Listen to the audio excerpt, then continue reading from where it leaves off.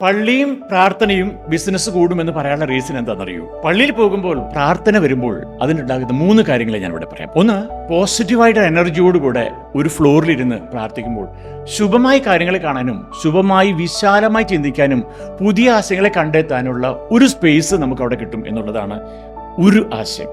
രണ്ടാമത്, ഒരു കൂട്ടം ആളുകൾ, വ്യത്യസ്ത മേഖലയിൽ വർക്ക് ചെയ്യുന്ന ഒരു കൂട്ടം ആളുകൾ ഒരുമിച്ചിരിക്കുമ്പോൾ, അവിടെ ഒരുമിച്ചിരുന്ന് സാഹോദര്യം പങ്കുവയ്ക്കുമ്പോൾ അതിലൂടെ നമ്മൾ അന്യോന്യം ഷെയർ ചെയ്യാനും ഹെൽപ്പ് ചെയ്യാനും അന്യോന്യം സഹായിക്കാനുള്ളൊരു മനോഭാവത്തോടിരിക്കുന്നതുകൊണ്ട് തന്നെ അതൊരു നെറ്റ്വർക്കായിട്ട് യൂസ് ചെയ്തിട്ട് നാളെ ബിസിനസ്സിന് ഗുണകരമായിട്ടുള്ള ബന്ധങ്ങൾ ഉണ്ടാക്കാൻ കഴിയും. മൂന്നാമത്തെ കാര്യം എന്ന് പറയുന്നത്, ഒരു കൂട്ടം ആളുകൾ ഒത്തുകൂടുമ്പോൾ എൻ്റെ വ്യക്തിത്വത്തിന് ഗുണകരമായിട്ടുള്ള, എൻ്റെ പേഴ്സണാലിറ്റി ആവട്ടെ, എൻ്റെ അറ്റയർ ആകട്ടെ, ഞാൻ ഉപയോഗിക്കുന്ന വാഹനമാവട്ടെ, അത്തരത്തിലേക്ക് അന്യോന്യം ആളുകൾ ഉപയോഗിക്കുന്ന വാഹനങ്ങളും അദ്ദേഹത്തിൻ്റെ പേഴ്സണാലിറ്റിയും കാണുമ്പോൾ അത്തരത്തിലേക്കൊരു വ്യക്തിത്വം എന്നിൽ ഉണ്ടാകണമെന്നും എൻ്റെ ഡ്രീമിനൊന്ന് ഉയർത്തണമെന്നും അത്തരത്തിലേക്ക് ബിസിനസ് ചെയ്യണമെന്നുള്ളൊരു തോന്നൽ വരുമ്പോൾ ആ തരത്തിലുള്ള തോന്നലുകളെ കൊണ്ടുവരാനും ഈ പള്ളി അല്ലെങ്കിൽ പ്രാർത്ഥന ആത്മീയതയ്ക്ക് അപ്പുറത്തേക്ക് നമ്മളെ സഹായിക്കും എന്നുള്ളതാണ് പള്ളിയും പ്രാർത്ഥനയും നമ്മുടെ ലൈഫിൽ വളരെ ആവശ്യമാണ് എന്ന് പറഞ്ഞതിനുള്ള 3 കാരണങ്ങൾ.